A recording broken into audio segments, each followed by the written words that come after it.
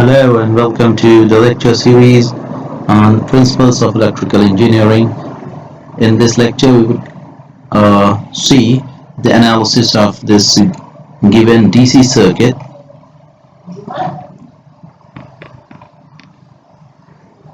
And we are basically interested in finding out the voltage Vc that will be appearing across the capacitance C after any time t, and the current that will be flowing through the resistor as well as the capacitor.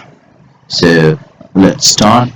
So this is a constant DC supply that is connected in this circuit. So let's start by writing the Kirchhoff's voltage law for this particular equation. Let's give direction to the flow of current in the circuit. So if I apply KVL, then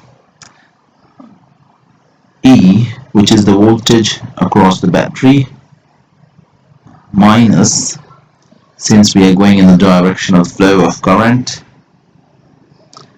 VR minus Vc will be equal to 0. Okay? Or E minus VR is the current flowing through the resistor times the resistance itself. So IR minus, say I is the current flowing in this loop, minus Vc. So let me represent it by small v and small v here also, so as to distinguish between instantaneous quantities and RMS value or average value. Okay, so let's see what's the relation between IC and VC. So for a capacitor which is having a voltage VC across it, and say IC is the current flowing through it, we know that the charge that gets, let me write small q. Small q is the charge that gets deposited on the plates of the capacitor, is given by C times Vc. So if I differentiate it on both the sides, so dq by dt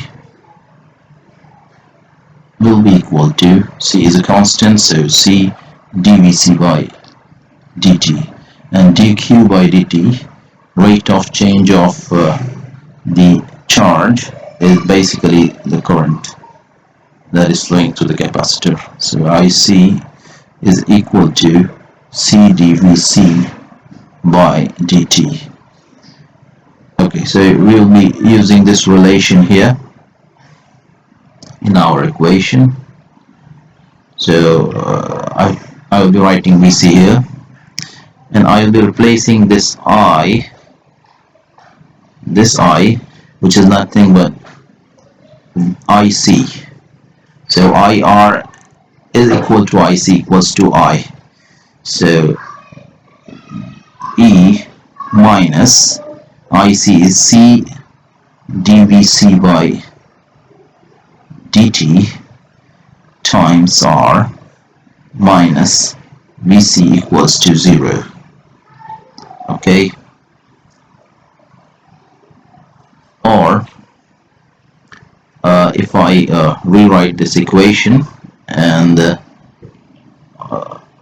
taking the derivative term on one side and keeping all of the terms on the right side, so I get E minus Vc.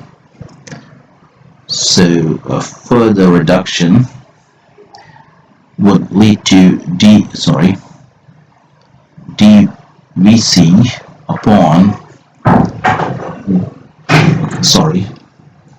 dVc upon E minus Vc will be equal to dt upon RC.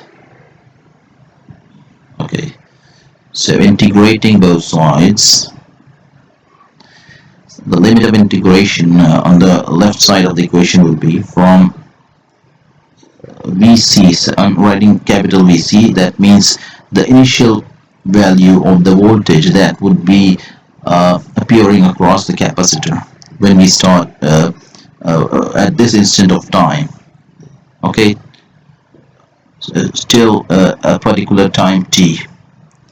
So at time t, say this voltage is small Vc at any time t. That's the instantaneous voltage, and the time varies from 0 to t. Okay, so this would give you ln e minus Vc upon e minus capital Vc, and this is equal to minus T by RC.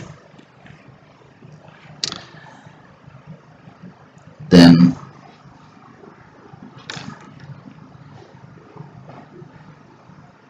this is the natural logarithmic base here, so I take it on the right side. Then finally I have got the equation in the form e minus small Vc is equal to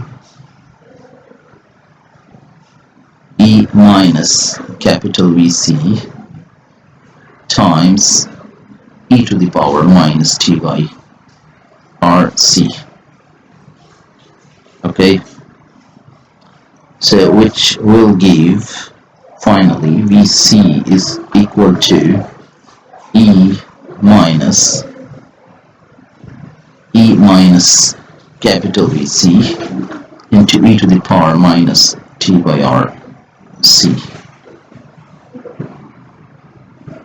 So what is this E? What is this E? Basically, E is the voltage that will be appearing across the capacitor after a long time. See here. So the voltage will become equal to E at time t equals to infinity. Okay. And what is capital Vc? And this is the voltage we see when we are starting making the observation at t equals to 0. That's the initial value of the voltage across the capacitor.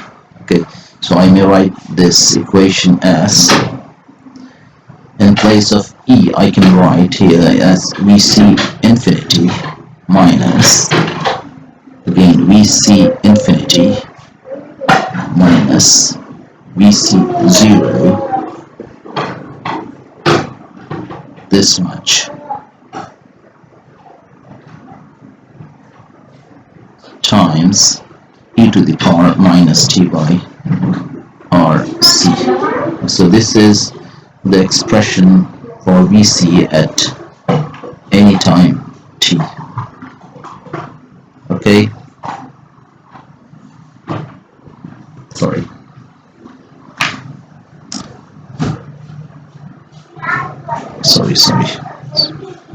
Okay, so let's now see how this waveform of the voltage across the capacitor would look like as if you try to plot it with time. Okay, so let me try to and let's assume that I'm assuming that this initial voltage is 0. So we are making we start making the observation when the capacitor is fully discharged. So this is basically equal to E, if I take it common, so 1 minus e to the power minus T by RC. So this would be the voltage that would be appearing across the capacitor at any time t. So let me try to plot it here.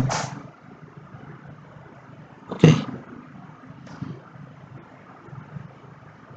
so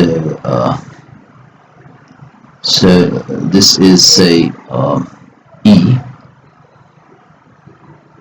This is E.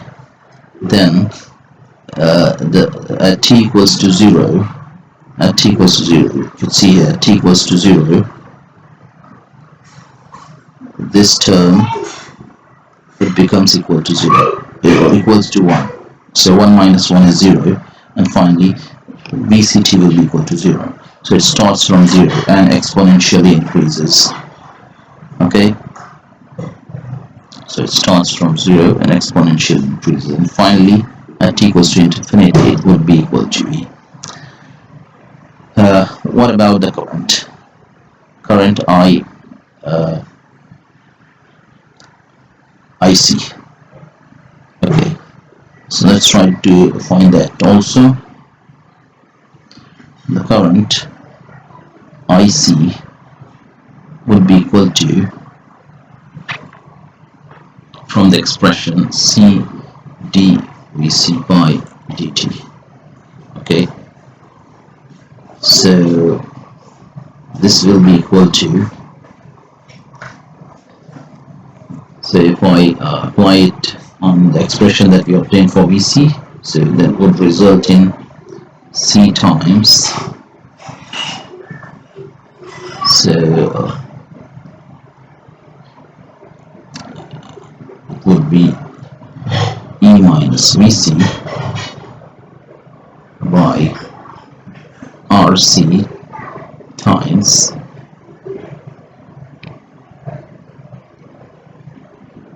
e to the power minus t by RC. So this C and C gets cancelled, and this would become equal to E by R minus capital VC by R times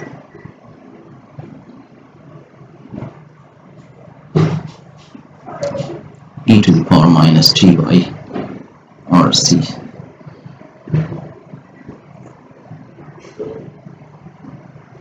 Fine. So if I assume initially the current, that is initially the voltage, to be 0, then this becomes E by R times e to the minus RT. Let's try to plot it here. So E by R would be somewhere here. Okay, so let me use a different color. So this is E by R, and the current would initially be E by R, and it would die down. So this is IC, and this was VC, and if we see VR, so VR is nothing but IC times R. So that would basically give us a waveform somewhat like this. I'm sorry. So it would be exponentially decaying, somewhat like this. This would be VR, and this waveform would be such that VC plus VR would always be equal to E, so as to follow the Kirchhoff's law all the time. Okay, so thank you for watching the video. Hope you enjoyed it.